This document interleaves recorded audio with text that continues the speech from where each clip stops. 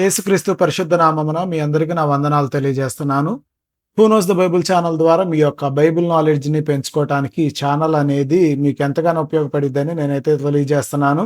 మీరు ముందుగా మన ఛానల్‌ని సబ్స్క్రైబ్ చేసి వీడియోలను చూస్తూ, లైక్ చేస్తూ మీ యొక్క నాలెడ్జ్‌ని ఇంప్రూవ్ చేసుకుంటారని తెలియజేసుకుంటున్నాను. ఇంక మనం క్విజ్ అనేది స్టార్ట్ చేద్దాం.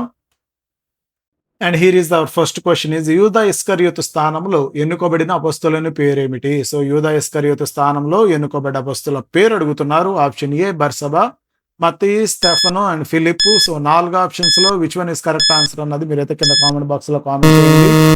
అండ్ కరెక్ట్ ఆన్సర్ కోసం మత్తయి ఈస్ ద కరెక్ట్ ఆన్సర్.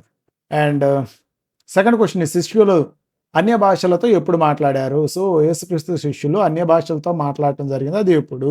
యేసు మరణించినప్పుడు, యేసు పునరుద్ధానం తర్వాత పెంతెకొస్తు పండుగ దినమందున యేసు బాప్తిసం తీసుకున్నప్పుడు దీని మీద ఒక సాంగ్ కూడా ఉంది. సో గెస్ చేస్తే సింపుల్ గానే అర్థమైంది. పెంతెకొస్తు దినమందున సో సాంగ్ ఒకటి ఉంది. అండ్ థర్డ్ క్వెషన్ ఈజ్ ఆ దినం ఎంతమంది సంగమునకు చేర్చబడ్డారు?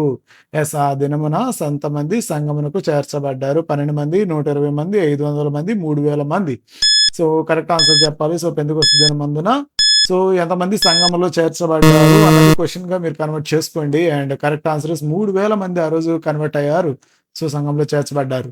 అండ్ ఫోర్త్ క్వెషన్ ఇస్ మొట్టమొదటి హతసాక్షి ఎవరు? సో మొట్టమొదటి హతసాక్షి యాకోబు, పేతురు, స్టెఫాను, పౌలు.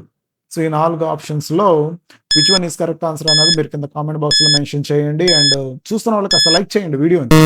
కరెక్ట్ ఆన్సర్ కోసం వెయిట్ చేయండి. And Stephen is the correct answer.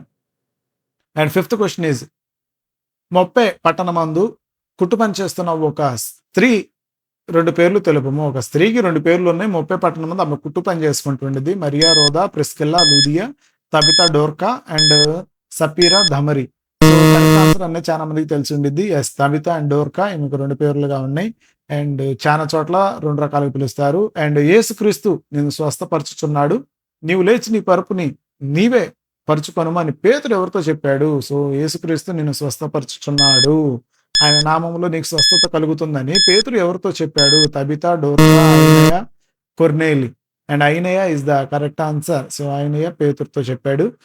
పేతురు ఆయనతో చెప్పాడు. అండ్ సెవెంత్ క్వెషన్ ఇస్ పేతురు కైసరములో ఎవరికి బాప్తిస్మ ఇచ్చాడు? అండ్ పేతురు బాప్తిస్మ ఇచ్చింది ఎవరికి? ఆగబు, సియోను, కొర్నేలి మరియు అతని కుటుంబం అండ్ తీతు. సో కొర్నేలి మరియు అతని కుటుంబం, తీతు, ఆగబు అండ్ సీమోను. సో కరెక్ట్ ఆన్సర్ ఈజ్ కొర్నేలి మరియు అతని కుటుంబానికి పేతురు కైసరములో బాప్తిస్మ ఇచ్చాడు ఇస్ ద కరెక్ట్ ఆన్సర్. రెండవ హతసాక్షి ఎవరు? సో మొదటి హతసాక్షి ఇందాక చెప్పాం. అండ్ ఇప్పుడు రెండవ హతసాక్షి ఎవరు? పౌలు, శీల, యాకోబు, బర్నబా. సో కరెక్ట్ ఆన్సర్ చెప్పాలి. సో కాస్త ఆర్డర్ మిస్ అయింది, కంగారు పడొద్దు. అండ్ పౌలు, శీల, యాకోబు, బర్నబా which one is the correct answer? యాకోబు ఈజ్ ద కరెక్ట్ ఆన్సర్. రెండవ హతసాక్షి యాకోబు. And and next question 9th question దేవదూత చేత చెరసాల నుండి విడుదల చేయబడిన వారు ఎవరు? దేవదూత చేత చెరసాల నుంచి బయటకి విడిపించబడిన వారు ఎవరు? పౌలు, శీల, బర్నబా, పేతురు. అండ్ ఎవరన్నది చూద్దాం. కరెక్ట్ ఆన్సర్ ఈజ్ పేతురు ఇస్ ద కరెక్ట్ ఆన్సర్. చెరసాల నుంచి విడిపించబడ్డాడు. అండ్ 10వది వచ్చేసి అతని విడుదల నిమిత్తమై ఎవరి గృహములో ప్రార్థనలు జరపబడ్డాయి? సో అతని విడుదల నిమిత్తమై ఎవరి గృహములో ప్రార్థనలు జరపబడ్డాయి? కొర్నేలి ఇల్లు, ఐనయ ఇల్లు అండ్ మార్కు తల్లి అయిన మరియ ఇల్లు అండ్ తబితా ఇల్లు. సో ఈ 4 సో పేతురు యొక్క అండ్ మార్కు తల్లి అయిన మరియ ఇంట్లో ఆ ప్రార్థనలు అనేవి జరగబడ్డాయి పేతురు రిలీజ్ అవడం కోసం. అండ్ కాస్త ఫాస్ట్‌గా అనిపించినా గానీ మీ టైం వేస్ట్ చేయటం ఇష్టం లేక సో ఫాస్ట్‌గా నేనైతే రన్ చేశాను.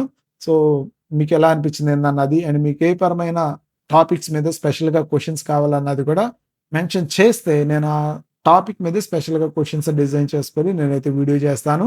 అండ్ ఫస్ట్ టైం మన ఛానల్ చూస్తున్న వాళ్ళు కాస్త లైక్, సబ్స్క్రైబ్ కన్ఫర్మ్ చేయండి. Thank you so much.